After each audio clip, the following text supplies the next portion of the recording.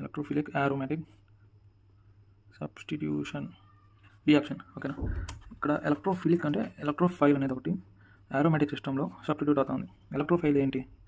నైట్రేషన్లో NO2 plus, ఇది electrophile. aromatic ring ఏంటి? Benzene. Substitution దేంతో అవుతుంది? ప్రోటాన్, ఒక ప్రోటాన్తో సబ్స్టిట్యూట్ మన ఎలక్ట్రోఫైల్ సబ్స్టిట్యూట్ అవుతుంది. సో దీన్ని ఎలక్ట్రోఫిలిక్ aromatic సబ్స్టిట్యూషన్ రియాక్షన్ అంటారు. ఈ నైట్రో గ్రూప్ ఎందుకు ఇంపార్టెంట్ అంటే ఎలక్ట్రాన్ విత్డ్రాయింగ్ గ్రూప్. మెనీ డ్రగ్స్లో వాటిలో అది సబ్స్టిట్యూట్ చేసినప్పుడు దాని నేచర్ మారుస్తుంది, ప్రాపర్టీస్ మారుస్తుంది, పోలార్ నేచర్ తీసుకొస్తుంది. ఓకేనా, ఇప్పుడు నార్మల్ బెంజిన్, ఇది నార్మల్ బెంజిన్, ఇది నైట్రో బెంజిన్. సో ఈ నైట్రో గ్రూప్ ఉండడం వల్ల దీనికి పోలార్ నేచర్ వస్తుంది. ఇది నాన్ పోలార్. పోలార్ అంటే ఎలక్ట్రాన్స్ ఒక సైడ్కి ఎక్కువ ఉండాలి, మిగతా సైడ్ తక్కువ ఉండాలి. So nitro group electrons withdraw చేస్తుంది. సో ఇది ఎలక్ట్రాన్ విత్డ్రాయింగ్ గ్రూప్. సో ఇది పెట్టడం వల్ల దీని నేచర్ మారుతుంది. అంటే సాల్యుబిలిటీ పెరగడం, డ్రగ్ యొక్క సాల్యుబిలిటీ ఇంప్రూవ్ అవ్వడం, డిజాల్వ్ అవ్వడం, బాగా అలా జరుగుతుంది. అందరూ నైట్రేషన్ అనేది చేస్తుంటారు మోస్ట్లీ. నైట్రో గ్రూప్ అనేది స్ట్రాంగ్ ఎలక్ట్రాన్ విత్డ్రాయింగ్ గ్రూప్. ఓకేనా, ఇప్పుడు దీని ప్రిపరేషన్ చూద్దాం. మెయిన్ జనరల్ రియాక్షన్ ఏంటంటే బెంజిన్ తీసుకొని నైట్రస్ మిక్చర్ ఏంటంటే nitric acid in the presence of concentrated sulphuric acid. ఈ రెండింటిని నైట్రిక్ యాసిడ్ మిక్చర్ అంటారు, nitrous mixture. In the presence of this two it will form nitrobenzene. ఓకేనా, mechanism చూద్దాం, ఏది ఏ స్టెప్లో యాడ్ చేయాలి, ఎలా అని. మెకానిజం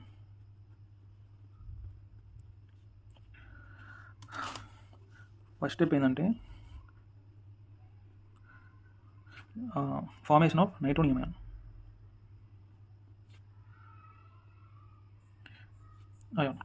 నైట్రోనియం అంటే ఎలక్ట్రోఫిలిక్ అనమాట. సో అది ఎలా ఫామ్ అవుతుంది? ఇప్పుడు ఫస్ట్ మనం బేకర్ తీసుకుంటాం. బేకర్లో యాసిడ్ వేస్తాం. ఏం యాసిడ్? కాన్సన్ట్రేటెడ్ సల్ఫ్యూరిక్ యాసిడ్ వేస్తాం.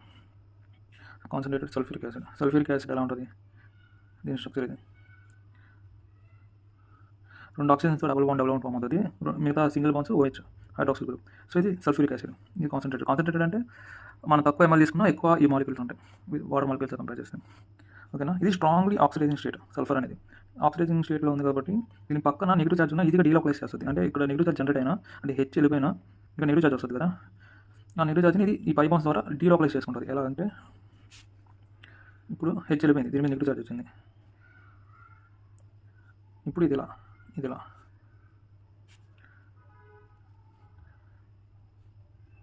ఇలా ఫామ్ అవుతాయి డబుల్ బాండ్స్. మళ్ళీ ఇది బ్యాక్ పుష్ చేసి మళ్ళీ ఇలా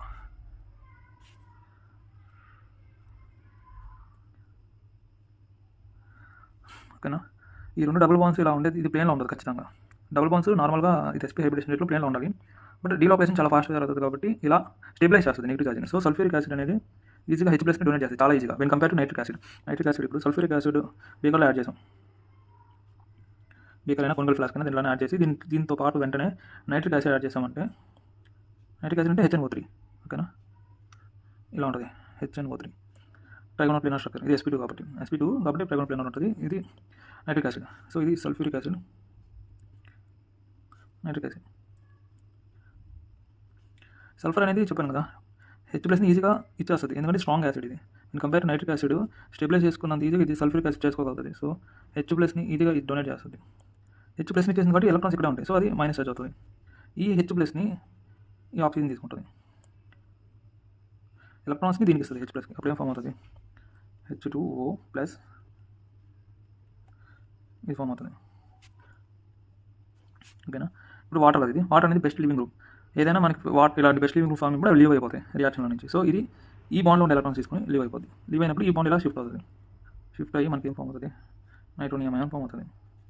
ప్లస్ వాటర్ వెళ్ళిపోతుంది. ఓకేనా, ఇది వాటర్, ఇది నైట్రోనియం అనేది ఈ ప్లేనార్ స్ట్రక్చర్. నైట్రోజన్ మీద positive charge. Already 2 adjacent oxygen groups ఉన్నాయి, ఎలక్ట్రాన్ విత్డ్రాయింగ్ గ్రూప్స్. ఇవి withdrawing atom, not group. So nitrogen మీద అసలు ఎలక్ట్రాన్స్ చాలా తక్కువ ఉన్నాయి. ఎలక్ట్రాన్స్ తక్కువ ఉన్నాయంటే మీనింగ్ ఏంటి? ఎలక్ట్రోఫైల్ అనేది కదా, electrophile. So it acting as a strong electrophile. So మనం ఫస్ట్ బీకర్లో సల్ఫ్యూరిక్ యాసిడ్ తీసుకొని దాని తర్వాత తగినంత నైట్రిక్ యాసిడ్ వేసుకొని దీనికి మోలార్ రేషియో చూసుకొని చేసినప్పుడు నైట్రోనియం అనేది ఈజీగా జనరేట్ అవుతుంది. నైట్రోనియం అనేది నేమ్ నైట్రోనియం అయాన్. ఇది ఎలక్ట్రోఫైల్ మన రియాక్షన్ నైట్రేషన్ చేసేటప్పుడు. ఇప్పుడు నెక్స్ట్ మనం తీసుకోవాల్సింది, ఇది సపరేట్గా ప్రిపేర్ చేసుకుంటాం. నెక్స్ట్ బెంజిన్ ఉంటుంది. బెంజిన్ ఒక సపరేట్ ఫ్లాస్క్లో ఉన్న బీకర్ అనేది తీసుకుంటాం. బెంజిన్ అంటే ఏంటి? aromatic ring. So aromatic electrophilic substitution.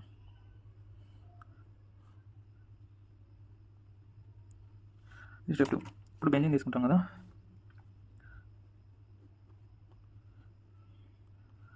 ఇప్పుడు మనకు ఆల్రెడీ నైట్రోనియం ఫామ్ అయింది, దాన్ని దీంట్లో వేస్తాం. బెంజీన్ ఉండే ఫ్లాస్క్లో నైట్రోనియం ఇలా ఉంటుంది కదా,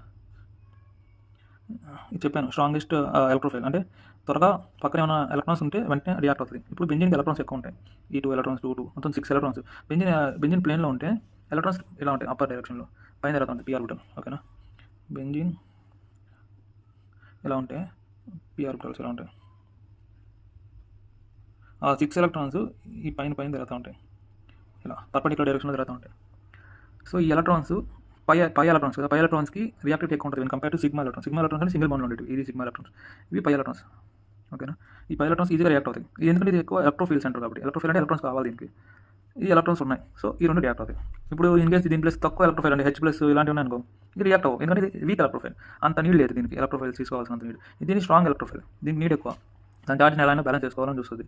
సో ఇప్పుడు H+ ఎలక్ట్రోఫైల్ అనేది అంత వీక్ కాబట్టి దీన్ని బెంజీన్లోంచి తీసేసి దీన్ని యాడ్ చేసుకుంటుంది. అది ఎలా అంటే, ఇప్పుడు ఈ పై ఎలక్ట్రాన్ ఏదైనా ఒక బాండ్ తీసుకొని ఈ పై ఎలక్ట్రాన్స్ ఈ నైట్రోజన్కి అటాచ్ అవుతాయి.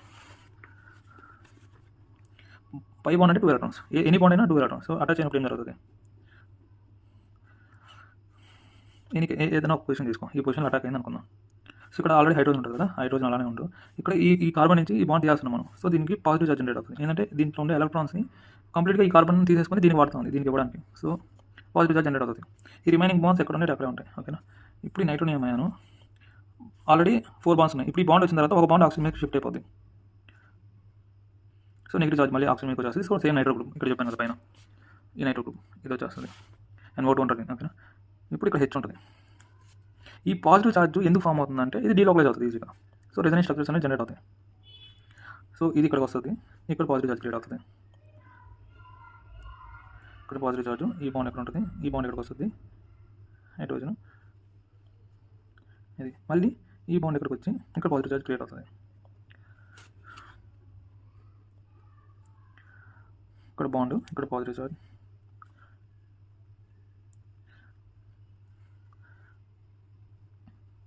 ఓకేనా.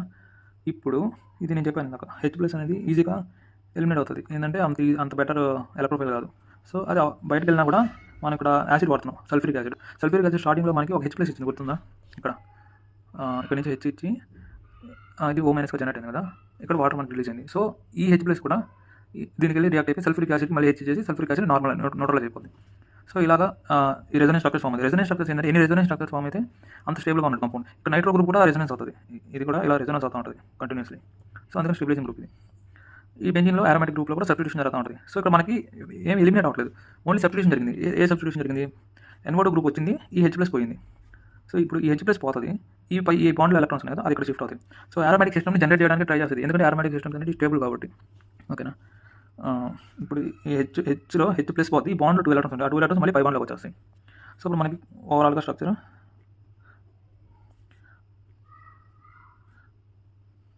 నైట్రో గ్రూప్, ఇది నైట్రో బెంజీన్ ఫామ్ అవుతుంది.